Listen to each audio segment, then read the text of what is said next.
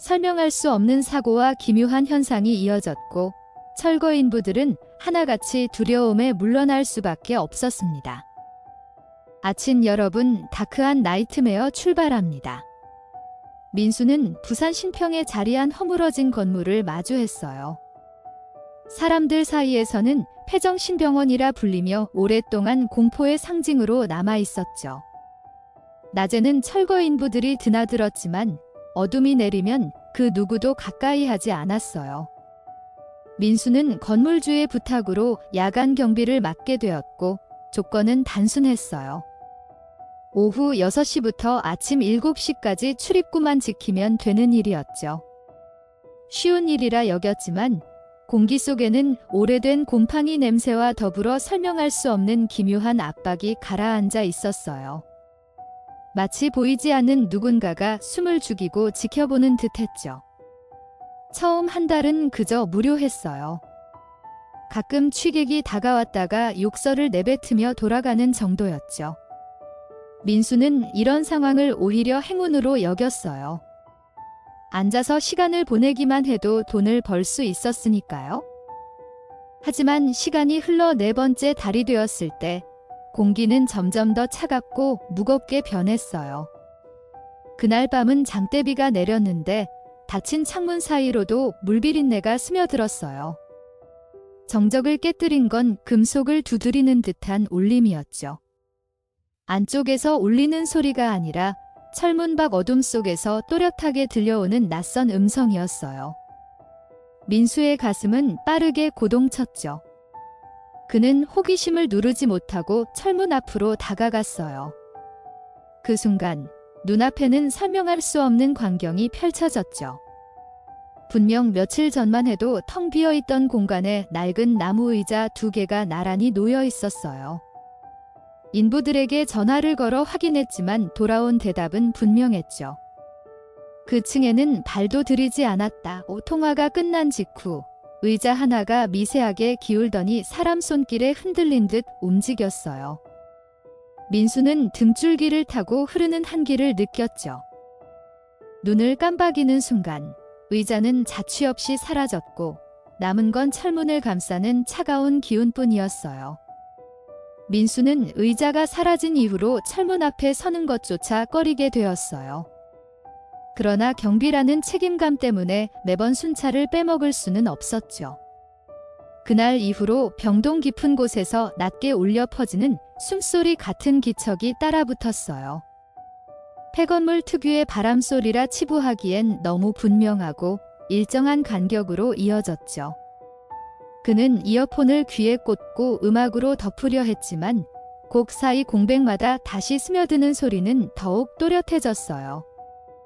민수는 그때부터 시간을 쪼개어 휴대폰 시계를 몇 분 간격으로 확인하며 새벽이 오기만을 기다렸죠. 다음 날 건물주 지인 서연이 찾아왔어요. 예전 병원에서 간호사로 일했던 그는 폐쇄 직전의 모습을 생생히 기억하고 있었죠. 서연은 민수의 얼굴이 창백한 걸 보더니 잠시 말을 멈추고 눈빛을 굳혔어요. 혹시 철문 앞에서 뭔가 보지 않았니? 민수는 순간 망설였지만 결국 의자 이야기를 꺼냈죠. 서연은 입술을 깨물며 고개를 떨궜어요.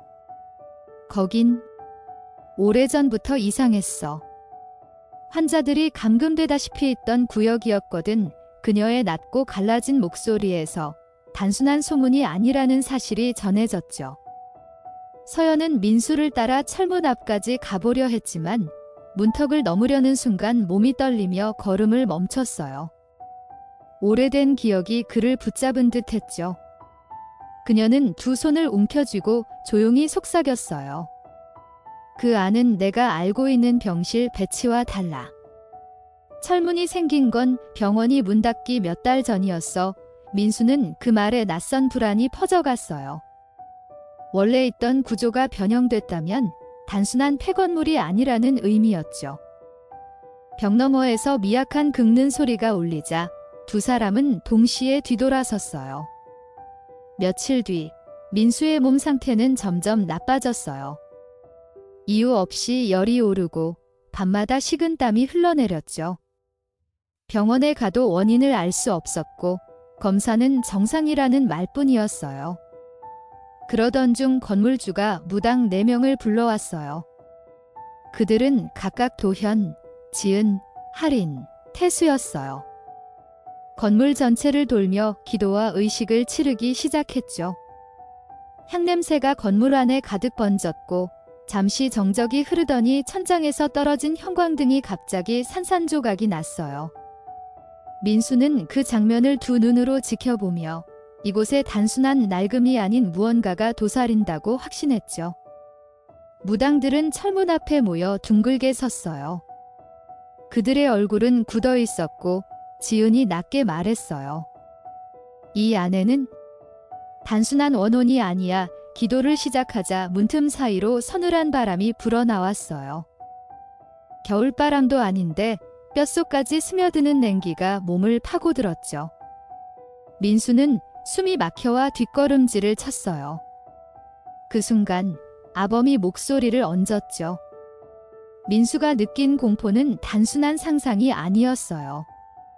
오랜 세월 억눌린 울분이 차갑게 흘러나온 증거였죠. 그렇게 해설은 긴장감을 짚어내며 본질을 드러냈어요. 기도가 이어질수록 건물 안 공기는 무겁게 가라앉았어요. 벽면은 곧 무너져 내릴 듯 미세하게 진동했고 천장 구석에서는 까만 그을음 같은 것이 조금씩 번졌죠. 하리는 이마에서 흘러내리는 땀을 닦으며 소리쳤어요. 이건 봉인이야. 누군가 일부러 가둬둔 거야. 태수는 힘겹게 주문을 이어갔지만 목소리는 점점 갈라졌어요. 민수는 주머니 속 손전등을 꺼냈지만 빛이 철문에 닿자마자 번개처럼 깜빡이며 꺼져버렸죠. 남은 건 사방을 메우는 짙은 어둠뿐이었어요. 그날 밤 의식은 끝내 철문을 열지 못한 채 마무리됐어요. 4명의 무당은 탈진한 얼굴로 건물 밖으로 나왔고 서연은 그 모습을 보며 눈물을 훔쳤죠. 민수는 서연에게 조심스레 물었어요.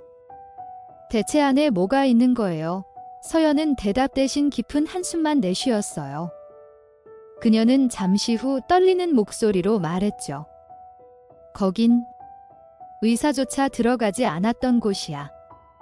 환자들이 사라졌을 때 그곳에서 흔적을 찾을 수 없었어. 민수는 그제야 자신이 감당할 수 없는 곳을 지키고 있다는 사실을 깨달았어요. 며칠 후 민수는 다시 철문 앞에 섰어요.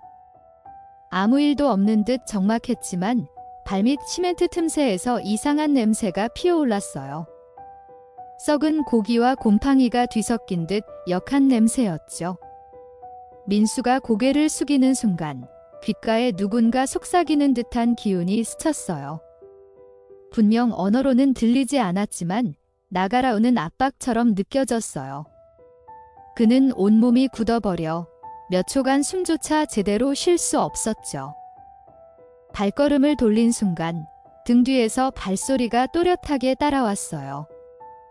민수는 서둘러 계단을 내려왔지만 뒤에서 들리던 발소리는 계단의 리듬과 똑같이 겹쳐 내려왔어요.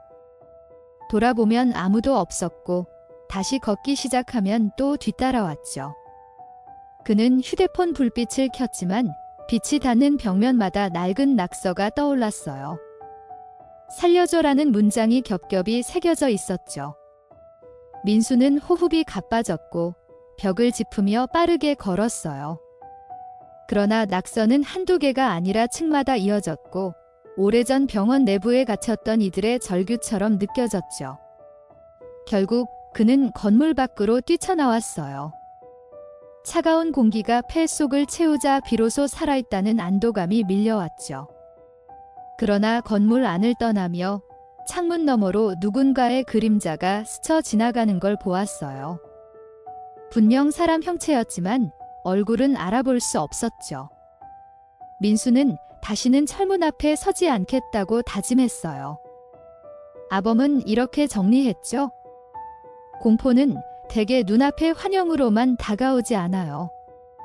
더 무서운 건 도망쳐도 여전히 따라붙는 잔상이라는 거였죠. 그 말처럼 민수의 악몽은 계속 이어졌어요. 민수는 악몽이 시작된 후 잠드는 게 가장 두려워졌어요.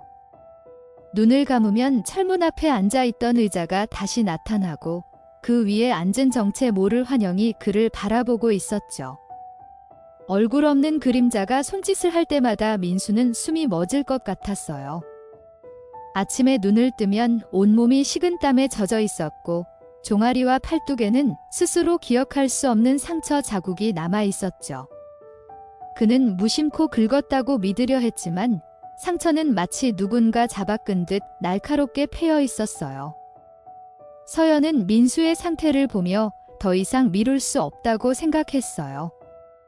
그녀는 과거 병원에서 근무할 당시의 기록을 꺼내 보여줬죠. 낡은 서류에는 이름 없는 환자들의 상태가 기록돼 있었는데 모두 경적 창난, 환청 지속, 자해 충동 같은 표현으로 채워져 있었어요. 무엇보다 끔찍한 건 마지막 장이었죠. 특수 구역 수용자, 외부 접촉 금지. 서연은 손가락으로 붉게 번진 기록을 가리키며 말했어요. 저 철문 뒤에는 그 수용자들이 있었어. 민수는 문득 떠올랐어요. 처음 맡았을 때는 아무 일도 없었는데 4개월쯤 지나서부터 기이한 현상이 나타났다는 거려. 서연은 고개를 끄덕이며 조용히 대답했어요. 그 사람들은 처음부터 눈에 띄지 않아. 시간이 지나면 서서히 스며드는 거야. 민수는 온몸이 서늘해졌죠. 마치 그 무언가가 자신을 기다렸다가 서서히 틈새를 파고든 것 같았어요. 그는 무심히 벽에 손을 얹었는데 그 표면이 얼음처럼 차갑게 식어 있었죠.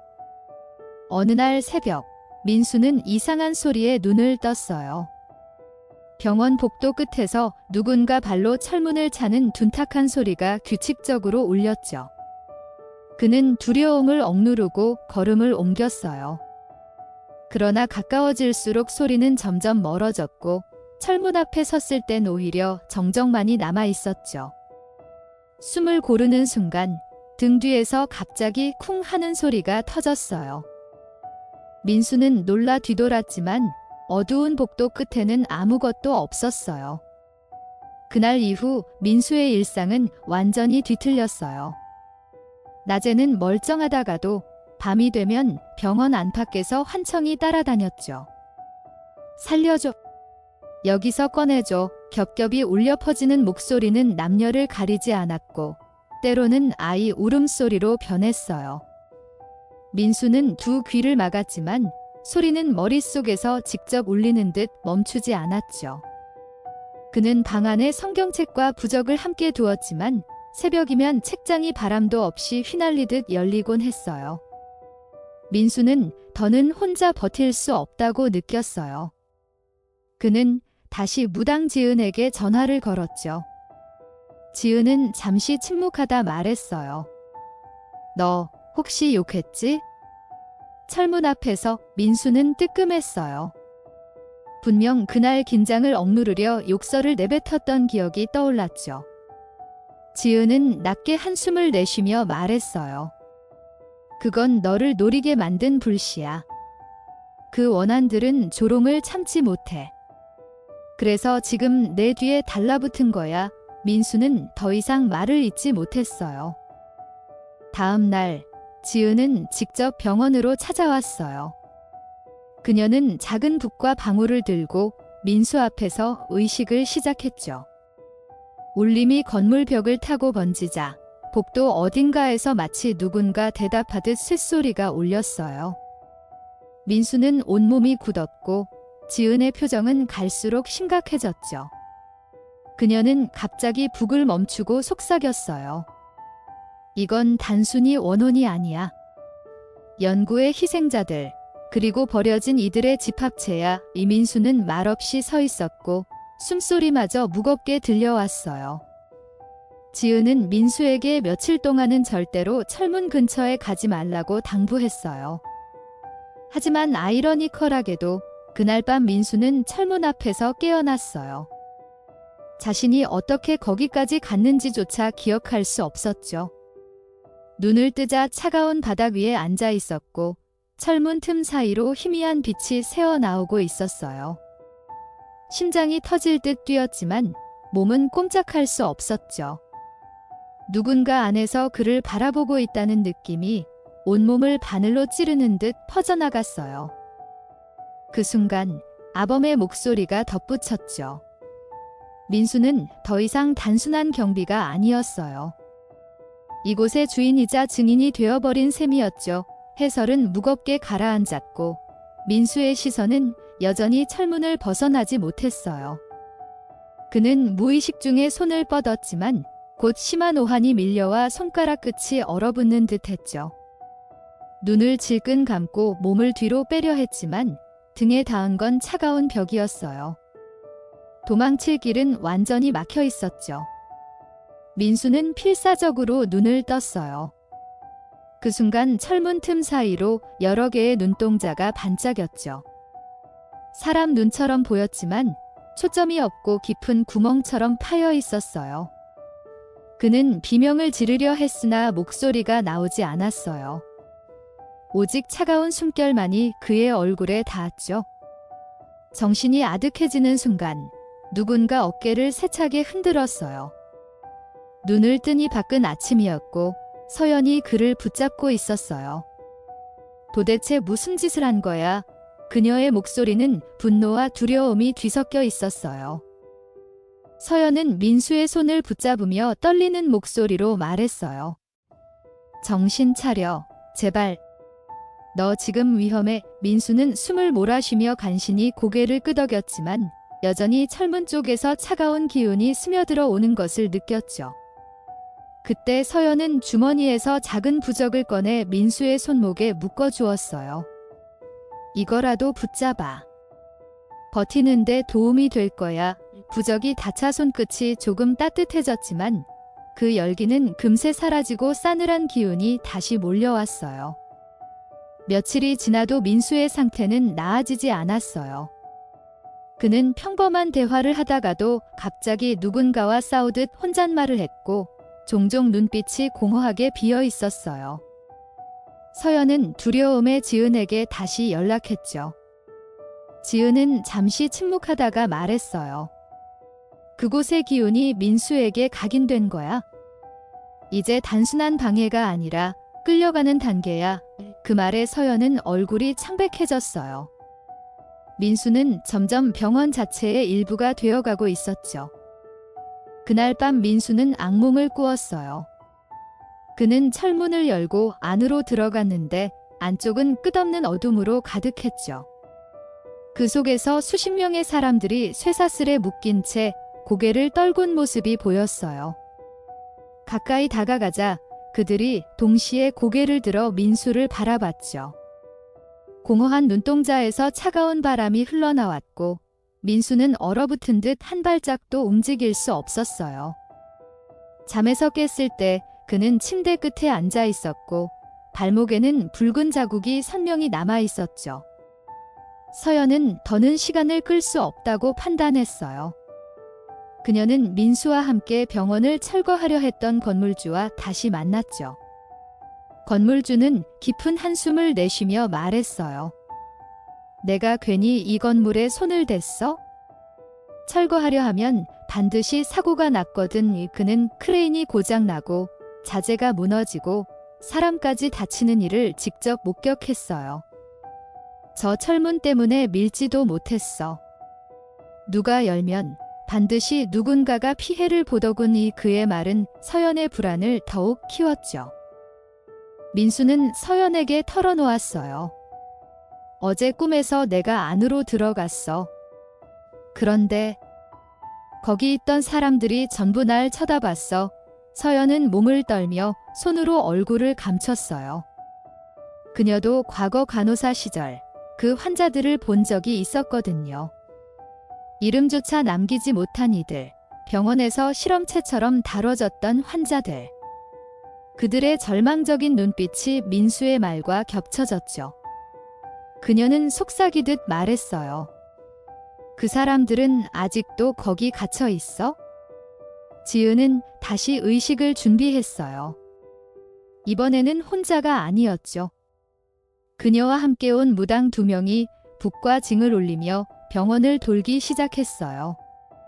진동이 벽에 스며들자 창문 유리가 달그락거리며 흔들렸고 갑자기 철문 안에서 사람들의 곡소리가 터져나왔어요. 민수는 무릎을 꿇고 귀를 막았지만 소리는 뼛속을 파고들었죠. 지은은 크게 외쳤어요. 이제 그만 떠나라. 너희는 더 머물 수 없다. 그러나 곡소리는 점점 거칠어졌어요. 아범이 이렇게 정리했죠. 그 울음소리는 단순한 신음이 아니었어요. 연구와 방치, 그리고 잔혹한 실험 속에 버려진 자들의 한이었죠. 해설이 이어질 때 민수는 온몸을 떨며 벽에 기대어 있었어요. 그는 해설의 말이 진실임을 부정할 수 없었죠. 철문 너머의 이들은 단순한 영혼이 아니라 억울함과 분노로 뒤엉킨 원한 그 자체였어요. 그 순간 병원 전체가 한꺼번에 흔들리는 듯 낮은 진동음이 바닥을 울렸죠. 지은과 무당들은 손에 쥔 부적을 불태우며 철문 앞에 쌓아 올렸어요. 불길은 순간적으로 치솟았지만 곧 바람에 꺼질 듯 흔들렸죠. 그때 문틈 사이에서 검은 손이 스르르 뻗어나왔어요. 손가락은 비정상적으로 길고 날카롭게 휘어 있었죠. 무당 중 한 명이 신장칼을 휘둘러 그 손을 베어냈지만 손은 연기처럼 흩어졌다 다시 형체를 되찾았어요.